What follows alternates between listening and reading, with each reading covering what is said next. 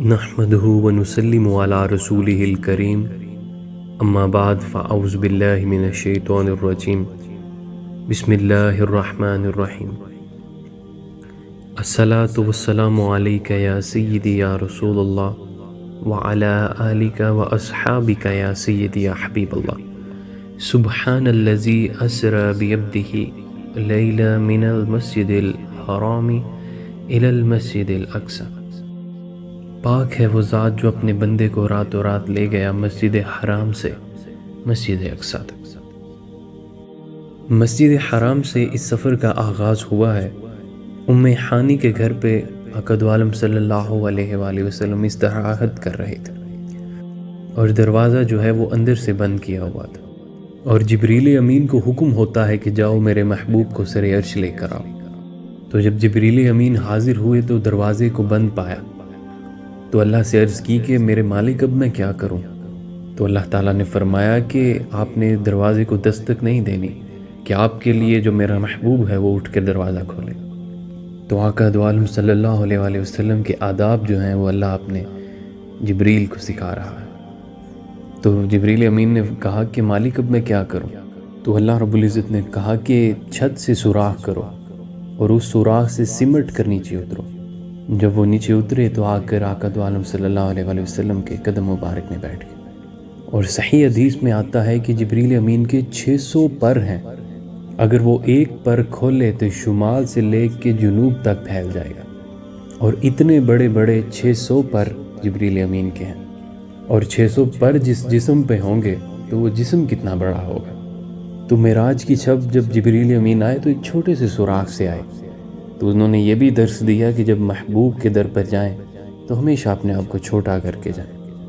اور اس پہ ہی ایک شعر یاد آ گیا ہے کہ تیرے ہندیاں سندیاں محبوبہ میں کافر ہواں جے میں ہواں۔ یہ بات بھی یاد رکھیے گا کہ جب تک اپنے وجود کی نفی نہیں نہ کی جاتی تب تک دیار عشق سے کچھ نہیں ملتا، دیار محبوب سے کچھ نہیں ملتا۔ اور کیا دیکھتے ہیں کہ آقا دو عالم صلی اللہ علیہ وآلہ وسلم آرام فرما رہے ہیں۔ تبارک اللہ ہے شان تیری، تجھی کو زیبا ہے بے نیازی، کہیں پہ جوش لن ترانی اور کہیں تقاضے وصال کے۔ کوئی کوہ طور پر جا کر کہہ رہا ہے کہ مالک اپنا ایک بار دیدار کرا دے، اور ادھر آقا دو عالم صلی اللہ علیہ وسلم کے بارے میں کیا معاملہ ہے کہ جبریل امین آقا دو عالم صلی اللہ علیہ وسلم کے قدمین شریفین میں کھڑے ہیں کہ اپنے محبوب کو اپنے رب سے ملوانے کے لیے۔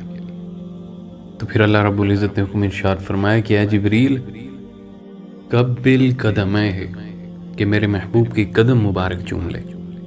تو پھر جبریل امیر نے اپنے کافوری ہونٹ آقا دو عالم صلی اللہ علیہ وسلم کے قدمین شریفین پہ رکھ دیا، اور جبریل امین بار بار قدمین شریفین چوم رہے ہیں۔ جب آقا دو عالم صلی اللہ علیہ وسلم بیدار ہوئے تو نبی رحمت صلی اللہ علیہ وسلم کو حتیم میں لایا گیا، اور یہ صحیح حدیث میں ہے۔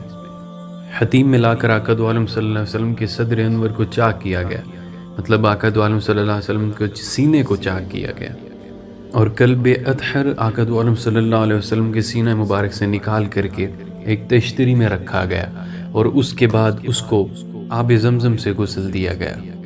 اور نبی رحمت صلی اللہ علیہ وسلم کیا فرماتے ہیں کہ یہ سارا منظر میں اپنی آنکھوں سے دیکھ رہا ہوں۔ اور حضرت بدر الدین عینی رحمہ اللہ عمدۃ القاری شرح صحیح بخاری کے اندر لکھتے ہیں، جب آقا دو عالم صلی اللہ علیہ وسلم کے قلب اطہر کو جبریل امین نے دیکھا تو وہ حیران ہو گئے، اور حیران ہو کر جبریل امین نے کیا کہا، قلب وکیع فیہ عینان تبصران و اذنان تسمعان۔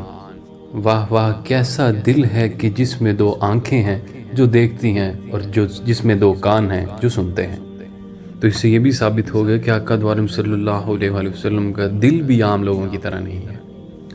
اور میرے امام احمد رضا خان رحمہ اللہ نے جو قصیدہ سلامیہ لکھا ہے، اس میں امام احمد رضا نے آقا دو عالم صلی اللہ علیہ وسلم کا ایک تو معجزات کا ذکر کیا ہے، اور دوسری جگہ آقا دو عالم صلی اللہ علیہ وسلم کی ہر عضو کی تعریف بھی بیان کی ہے۔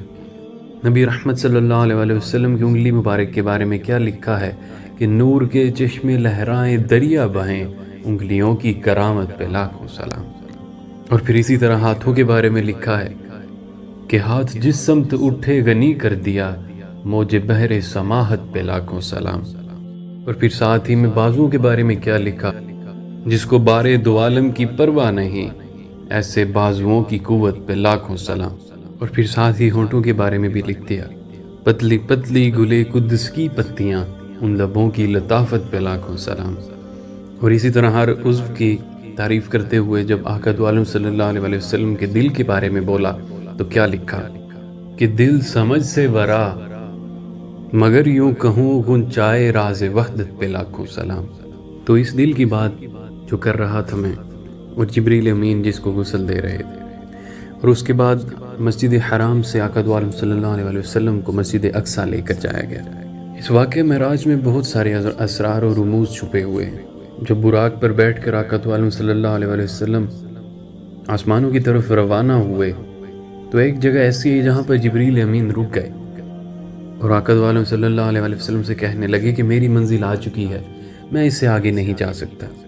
وہ اللہ کے نوری فرشتے جو اس منزل سے آگے نہیں جا سکتے تھے، اس سے آگے آقا دو عالم صلی اللہ علیہ وسلم نے سفر کا آغاز کیا۔ اس سے یہ بات ثابت ہوتی ہے کہ آقا دو عالم صلی اللہ علیہ وسلم نور بھی ہیں اور بشر بھی ہیں۔ اور جب آقا دو عالم صلی اللہ علیہ وسلم اللہ کی طرف سفر جاری کیا اور جب وہاں پر پہنچے، اور اس رات اللہ رب العزت نے آقا دو عالم صلی اللہ علیہ وسلم کی جھولی میں بہت کچھ ڈالا، 70,000 رموز و حکایات آقا دو عالم صلی اللہ علیہ وسلم کو عطا کر دی گئی۔ جیسا کہ میں نے پہلے آپ کو بتایا کہ اس واقعے میں بہت ساری چیزیں نمایاں ہوتی ہیں کہ جیسے آقا دو عالم صلی اللہ علیہ وسلم نور بھی ہیں اور بشر بھی ہیں۔ اس کے بعد اس میں علم غیب بھی ہے۔ وہ کیسے؟ اس دنیا کا سب سے بڑا جو غیب ہے وہ اللہ رب العزت ہے۔ تو اعلیٰ حضرت نے اس پہ بھی ایک شعر لکھا کہ اور کوئی غیب کیا تم سے نہاں ہو بھلا، جب نہ خدا ہی چھپا تم پہ کروڑوں درود۔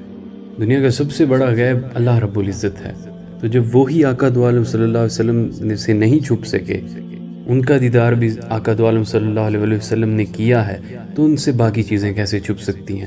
اور اس کے ساتھ جو قیامت میں آنے والے واقعات اور ساری چیزیں آقا دو عالم صلی اللہ علیہ وسلم نے پہلے ہی ہمیں بتا دی۔ اللہ رب العزت نے تمام چیزیں عطا کرنے کے بعد آقا دو عالم صلی اللہ علیہ وسلم سے پوچھا کہ پیارے بتائیے آپ کو کیا دیا جائے۔